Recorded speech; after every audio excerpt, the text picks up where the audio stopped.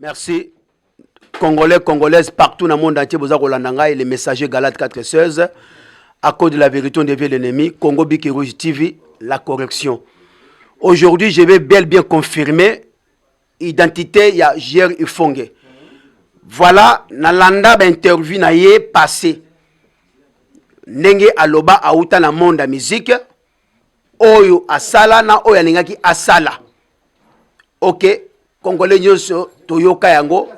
Mais lelo oyo nazako loba en qualité de serviteur averti. Oazana misa molimo avec les yeux spirituels et l'entendement spirituel. Alors, naye kolobela bino ke azali J.R. Ifongue oyo boyebaki ya quartier latin te. En temps présent, c'est un vrai serviteur Yambeli. Parce que tu as deux identités. Tu as agneau et puis tu as lion. Un vrai serviteur a une marque de sceau à cause de l'identité à l'agneau. Yango qui va le dire que non. Soyez humble comme la colombe. Soyez prudent plus que serpent. Humble comme la colombe au milieu de loups. Alors, il y a le swami alingaye banano. Et là, on y vient pousser yo penta yo ndima.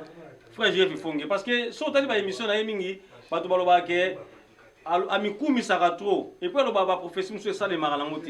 Alors il y a le swami alingaye ba comment ils ont dit maye ta que Galate aussi Galate 4:16. Nalobi bien que nazali mutu ya vérité. Soko tangeninga ba prophétie na kokota na ba prophétie. Mais na landa ba émission na ye oyo ke alobela si ba mort ya batu pe ekokisama. Mais na ye kolobela ba prophétie. Na ye kolobela enseignement et puis na ye kolobela identité oyo ya J.R. Ifongue frère. Oyo ya temps présent.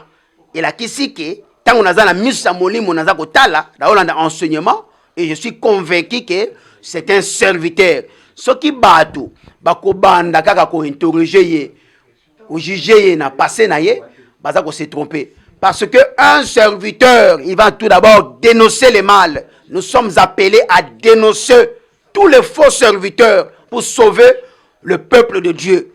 Alors ceux qui ont dénoncé Nesima oye na enseignement eza lokola muto a critikaka si tu critiques sans proposition oza lokola milinga likaya.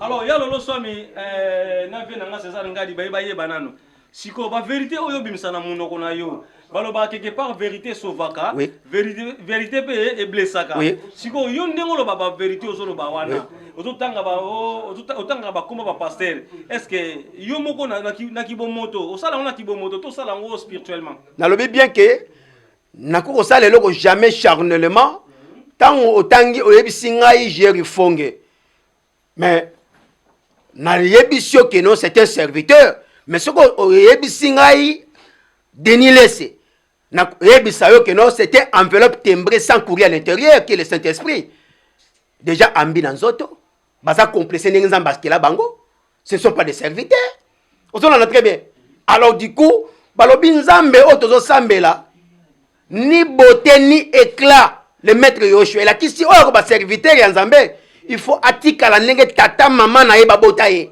onyo sapakola ngambia za serviteur ta simba bibliothèque Galates 4:16.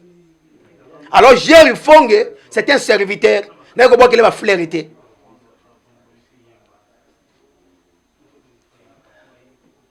Papa na biso oui. Marvé Bertin ozala ki bongo moko azala ka bongo moko ba producteur.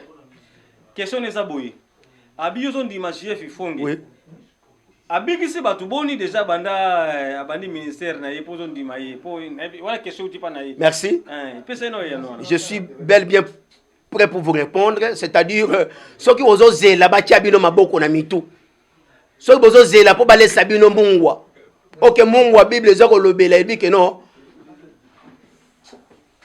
Bozala mungwa ya bizaleli. Bozala mungwa balambela biloko te. Si le sel a perdu son saveur, à quoi serviront de les garder à la maison? Vaut mieux jeter dehors pour que les étrangers pitinent. Alors, ceux qui ont zélandais, babi kulabino te, balobi bien que c'est le message. yango wana nde mutu ezali mama ya makambo. Donc il y a un message, on peut savoir message bien. Mais nalobi bien que il enseigne les gens na nzela ya message nde bato bakokangolama. Alors balobi bien que non bayekoli bayebisi maître balobi que non nous avons chassé les esprits démons. Nous avons guéri les malades. Azongisela bango ndembo ebisi bango oh réjouissez-vous plutôt que vos noms soient écrits sur le livre de vie. Et là qui si miracle était au constat la miracle prophétisé mais kombo na yo ekomami na buka bokonzité ozana zoba. S'il vous plaît. Oui.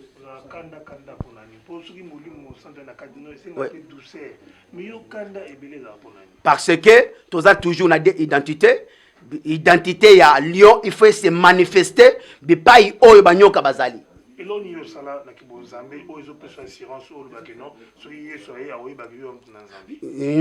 muto ko jugenga te nzambe oyo nazo salela muto ayebi identité na ngai na kati na ngai. Ye muto ayebi et je sais intimité nazala ngona nzambe. C'est tout. Ce qui nzambe ayebi ke nazala kati dans le faux. Yé moko muto ayebi, mais qu'il s'agit de témoigner les autres. Oui, je vais témoigner. Vous avez merci. Est-ce que banayo oyeba e poche na yo? Asali makamu si nini oyo moni ke batu babiki, batu baboti pona ko bota na ye s'il vous plaît. Merci. Voilà encore l'ignorance à laquelle 9 Congolais sur 10 ils ont encore dans les ce qu'on appelle miracle. Or que la parole déclare, hein, baye koli baye bisi maître, apprends-nous à prier. Baye ko mona maître albi la kisa biso ndenge nini ya ko sambela. Balwa kite la kisa biso ndenge ya ko kangola bato. Ndenge to sambela bato babota te. C'est dans les prières que Paul et Silas ils ont sorti dans les prisons, les murs des prisons étaient tombés. C'est dans la parole. C'est ça la délivrance, c'est ça le miracle. La Bible nous dit, oui. La Bible dit à celui qui est en train de croire qu'il est debout, oui. qu'il prenne garde de oui. ne pas tomber. Oui. Est-ce que tu penses que lorsque tu dénonces les autres, oui. ou lorsque toi tu te crois debout, oui. est-ce que tu penses que lorsque Dieu te regarde, il pense que tu es dans la justice ou dans le droit chemin? Je dis ceci, si je suis recommandé par le Saint-Esprit de dénoncer les mal qui sont en train de tuer le peuple congolais, c'est-à-dire ça ne vient pas de moi, je les dénonce. Un instant. Je le dénonce. Oui, je dénonce ce que mes yeux ont vu, ce que mes oreilles ont bien entendu. Quand nous allons parler, nous tous nous avons vu ici que non, Denis Lessé, qu'est-ce qu'il a dit? Un instant, nous avons tous vu ici là. Denis Lessé a dit quoi? Nous, les pasteurs et les politiciens, nous avons détruit le Congo et les Congolais. On a désorienté, un instant, on a désorienté le peuple congolais. C'est-à-dire, non, écoute, non, beaucoup sont appelés, mais peu sont élus. Ndunda, na Congo bololo, bako mibenga bango yosu bandunda. Mais un instant, mais tangu ekobota, Congo bololo balia kango na fufute, ndunda ne balia na fufu. Alors, na lobi bien tokota na kati ya sentiment te. Confinement na COVID-19 ezalaki temps ya intimité ya Congolais nyoso na Nzambe. Nzamba tiki na tango ya confinement pour comprendre que il est temps ya kokota na chambre luka Nzambe yomoko. Mbala moko de confinement eye alakisi bino mutakala ba bolumbu e ba serviteur nyoso wana mais Congolais zakata distraction. Elingi koloba nini? L'homme prudent voit les mal de loin alors ce que mona musika te okoko isama. Internet, comment je peux dire, audiovisuel, assez évolué. Merci. Merci. Dieu sert le plan de diable pour se glorifier et pour nous élever après. Kaka internet yo nzambe mututiliser bango basala yango na maele nzambe pesi bango pour servir message nzambe eleka. Papa, Bible pèse ce que nzamba or. Oui. Pourquoi yozoyoka baninga te il faut bayoka kaka yo? Nayoki nani te. Kasi ozokata bato maloba. Nayoki nani te. Soki mutu alobi yo lingi te bayoka kaka oyo lo. Nayoki nani te.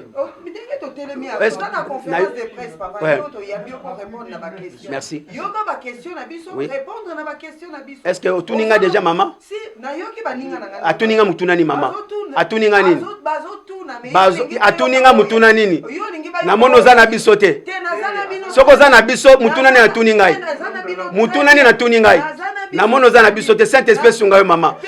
Le suivant. Merci papa. Merci. Oui.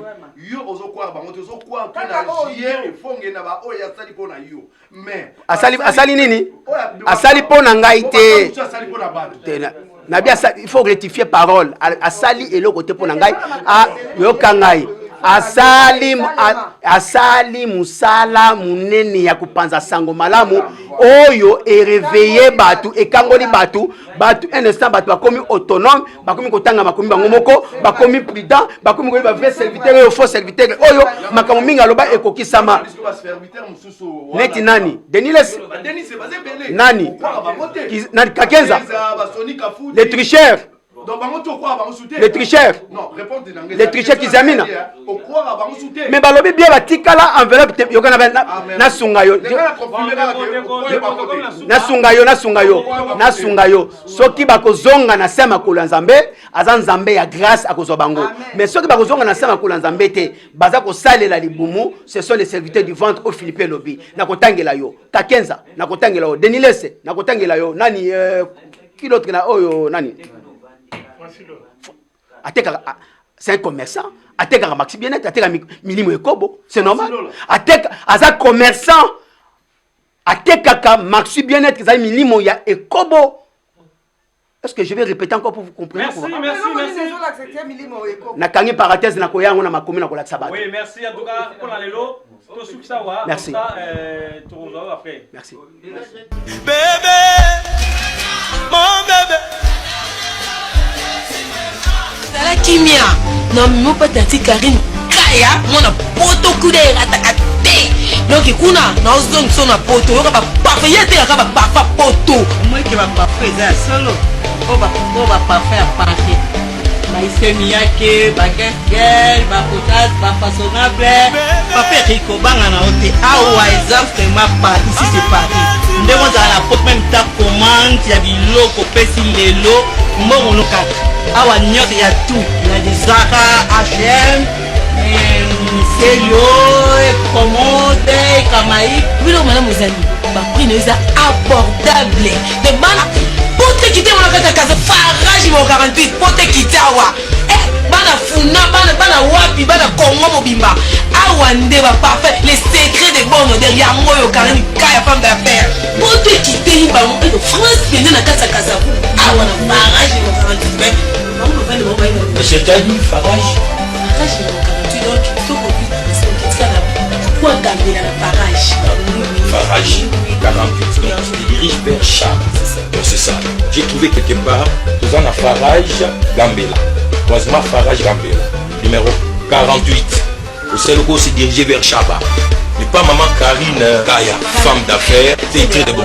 D'accord, c'est ça.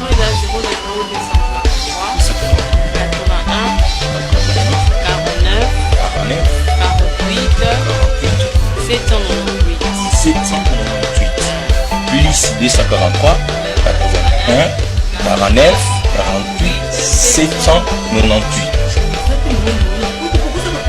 Ah voilà, même en Europe on peut commander. Oh là là, c'est du professionnel ici hein? Oh là là. Oui, mon numéro c'est 0033 71 53 94 41 36. Comme 4 41 41.